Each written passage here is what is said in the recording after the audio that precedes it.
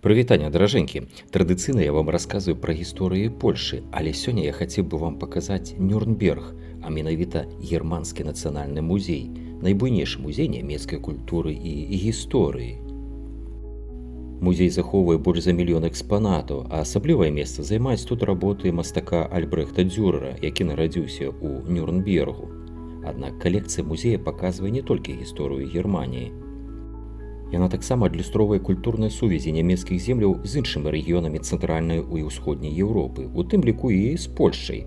На працягу стагоддзяў паміж нямецкімі і польскімі гарадамі існавалі цесныя гандлёвыя і культурныя кантакты. У экспазіцыі можна ўбачыць прадметы мастацтва і рамёстваў з балтыйскага рэгіёну, астранамічныя і геаграфічныя інструменты, якія ўжывалі мараплавацелі еўрапейскіх краін. Тут прадстаўлена шырокая панарама гісторыі, сярэднявечная зброя, даспехі, старажытныя рукапісы, карціны і скульптуры. У тым ліку і Сілезій, гістарычнага рэгіёна, значная частка якога сёння знаходзіцца ў Польшчы.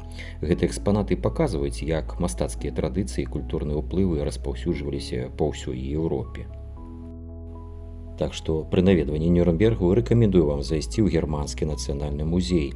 Гэта вялікая скарбніца культурнай спадчыны ўсёй Еўропы, якая раскрывае шматвековыя сувязі паміж народамі, гарадамі і дзяржавамі гэтага рэгіёну. Ну што, спадабалася? Не забудзьце паставіць падабайку і падпісацца на канал.